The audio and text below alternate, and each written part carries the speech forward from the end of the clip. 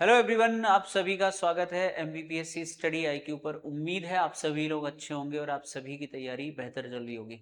साथियों, जैसा कि आप सभी को पता है कि मैं एक सीरीज चला रहा हूं जिसका नाम है एमपी के शिलालेख, और इस सीरीज में आज हम बात करने वाले एक बहुत ही इंपॉर्टेंट अभिलेख की जिसका नाम है रामनगर अभिलेख।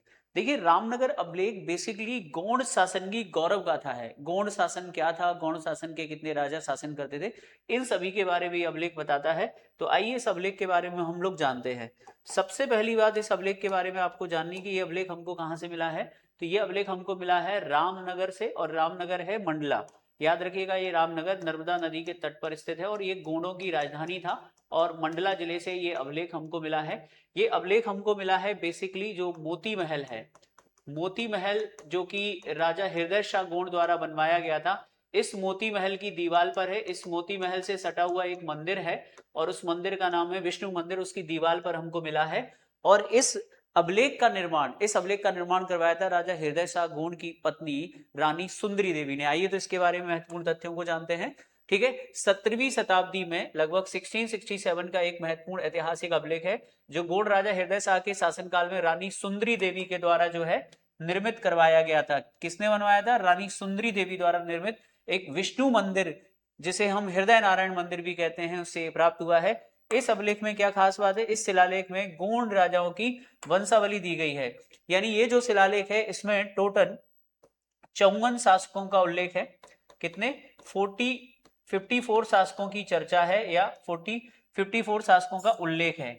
दूसरी खास बात यह है कि इस अभिलेख का जो पहला शासक है, प्रथम शासक है, वो है, याद रखिएगा, यादव राय, या जिन्हें यदुराय कहा जाता है, जो गोंड वंश के संस्थापक थे। और इसमें अंतिम और 54वें शासक हैं जिनका नाम है हृदय शाह गोंड, जिन्होंने इस अभिलेख का निर्माण करवाया था। तो हृदय शाह गोंड इसके 54वें शासक हैं। और इसी अभिलेख में 48वें नंबर पे संग्राम शाह का उल्लेख है, जो कि एक महत्वपूर्ण शासक थे गोंड डायनेस्टी के, जिनके पुत्र का नाम दलपत शाह और उनकी पुत्र वधु यानी बहू का नाम रानी दुर्गावती था। तो गोंड राजाओं की वंशावली देने वाला ये अभिलेख हमको मिला है मोती महल रामनगर से, और रामनगर कहाँ है? मंडला डिस्ट्रिक्ट में। अब आगे की बात करते हैं। इस अभिलेख की मुख्य विशेषताएं क्या है, आइए जान लेते हैं। इस अभिलेख की जो मुख्य विशेषताएं हैं वो ये है कि इसका पहले ऐतिहासिक महत्व हम समझ लेते हैं कि इस अभिलेख में हमें 54 या अधिक गोंड शासकों का विवरण प्राप्त होता है, जो कि बहुत इंपॉर्टेंट है। ठीक है, 7वीं शताब्दी से ये लोग शासन करते थे, और याद रखिएगा कब? 17वीं शताब्दी का, यानी 7वीं से लेके, कब से? 7वीं से लेके 17वीं शताब्दी तक हमें 54 गोंड शासकों की जानकारी इसमें मिलती है।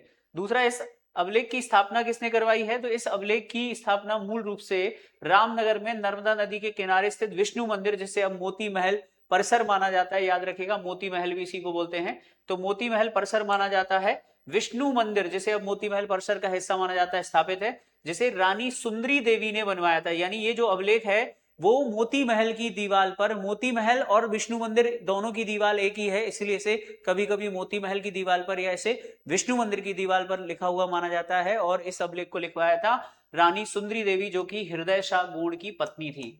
हृदय शाह गोंड, याद रखिएगा, 17वीं शताब्दी में एक बहुत ही प्रसिद्ध शासक थे, रामनगर जिनकी राजधानी थी। तीसरी खास बात इस अभिलेख की क्या है? कला और वास्तुकला। यह अभिलेख जिस विष्णु मंदिर में लगा था वह इंडो फारसी शैली का एक अनूठा उदाहरण है, जो टॉम यानी मकबरे जैसा दिखता है। इस मंदिर में विष्णु के साथ साथ शिव, गणेश, सूर्य और दुर्गा जी की प्रतिमाएं भी स्थापित की गई हैं। वर्तमान स्थिति की बात करें तो ये जो अभिलेख है, याद रखेगा, ये इसी मोती महल या बादल महल भी है, याद रखेगा, मोती महल में स्थित है, और जो कि संरक्षित किया गया है। ये आप देख रहे हैं, ये मोती महल है रामनगर का। याद रखिएगा, रामनगर कहाँ है? मंडला में है। और इसी महल के एक हिस्से में ये अभिलेख लगा हुआ है, जिसे हम बोलते हैं क्या? रामनगर शिलालेख। रामनगर शिलालेख। तो ये रहा हमारा रामनगर शिलालेख। ठीक है, रामनगर शिलालेख किसका है? गोंड शासक हृदय शाह का है, याद रखिएगा।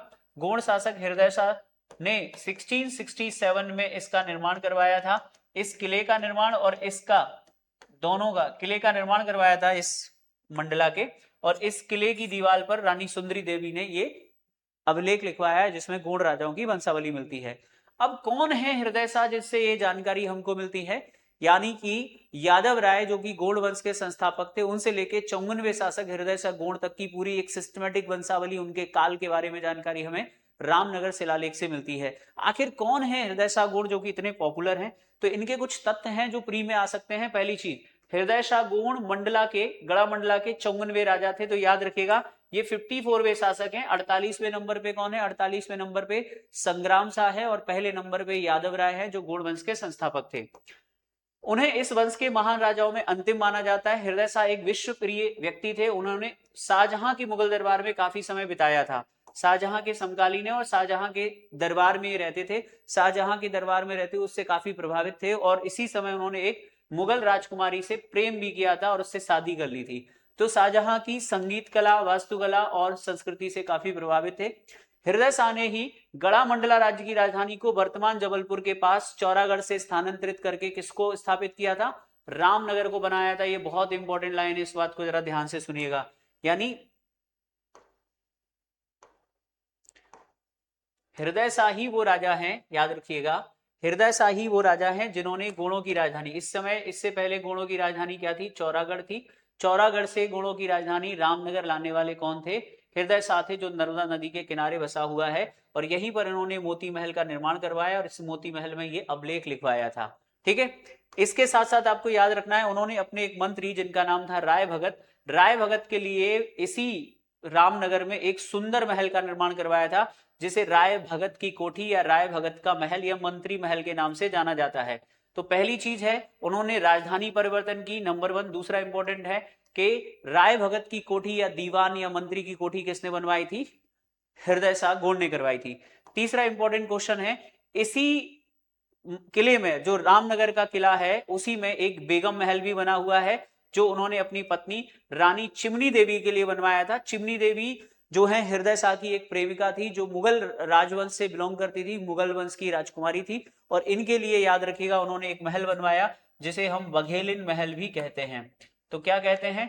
बघेलिन महल आपने सुना होगा, याद रखिएगा बघेलिन महल भी इसी का नाम है। तो बघेलिन महल कहा जाता है या इसी को कहा जाता है बेगम महल, जो चिमनी देवी के लिए बनाया था। तो याद रखिएगा ये तीसरा इंपॉर्टेंट क्वेश्चन है जो मंडला में है। ठीक है, कौन है चिमनी देवी? चिमनी देवी एक मुगल राजकुमारी थी जिन्होंने हृदय शाह को मुगल दरबार के दौरान प्रेम हो गया था और बाद में उन्होंने शादी कर ली। अब आते हैं और एक और इमारत जो आज खंडर में तब्दील होगी वो है बादल महल। तो चौथा इंपॉर्टेंट क्वेश्चन है जो आपको याद रखना है, रामनगर में बादल महल का निर्माण भी करवाया था हृदय शाह गोंड ने, जो कि कहां बना हुआ है? रामनगर मंडला में। ठीक है, जिसे हृदय शाह ने अपने सेनापतियों के लिए बनवाया था। पांचवा क्वेश्चन है जो बहुत इंपॉर्टेंट है कि इसी जगह पर यानी इसी किले में, जो रामनगर का किला है, मोती महल किला है, उसी में मोती महल से कुछ ही दूरी पर स्थित विष्णु मंदिर और एक सुंदर संरचना है। यह मंदिर भगवान विष्णु को समर्पित है। माना जाता है इसका निर्माण हृदय शाह की रानी सुंदरी देवी ने करवाया था। तो एक पांचवा क्वेश्चन है, याद रखिएगा, बहुत इंपॉर्टेंट है। छठवां क्वेश्चन क्या है? हृदय शाह संगीत में बहुत ही प्रसिद्ध थे और उन्होंने संगीत पर 2 ग्रंथ लिखे, एक का नाम हृदय कौतुक है और एक का नाम हृदय प्रकाश है। तो ये छठवां और ये 7वां क्वेश्चन हो गया। अब 8वां क्वेश्चन क्या है वो भी जान लीजिए। कहा जाता है कि महोबा के पान की खेती करने वाले जो पंसारी होते हैं, तो महोबा के पंसारियों को उन्होंने लाकर रामनगर में बसाया था जिससे कि रामनगर के लोगों को रोजगार मिल सके। तो रामनगर में महोबा के पंसारियों को बसाने का श्रेय किसे जाता है? याद रखिएगा गोंड शासक किसको जाता है? तो बोध है हमारे गोंड शासक हृदय शाह गोंड। अब हृदय शाह का एक छोटा सा प्रश्न और समझ लीजिए। देखिए, गोणों की राजधानी हुआ करती थी चौरागढ़, चौरागढ़ गोणों की राजधानी हुआ करती थी और यहाँ के शासक थे प्रेम शाह गोंड। कौन थे साथियों? प्रेम शाह गोंड यहाँ के राजा थे। लेकिन एक बार इन पर, याद रखिएगा, जुझार सिंह बुंदेला जो कि बुंदेला के शासक थे, जुझार सिंह बुंदेला जो कि ओरछा के शासक थे, इन्होंने हमला कर दिया। हमला करके इन्होंने चौरागढ़ को नष्ट कर दिया और प्रेम शाह की हत्या कर दी थी।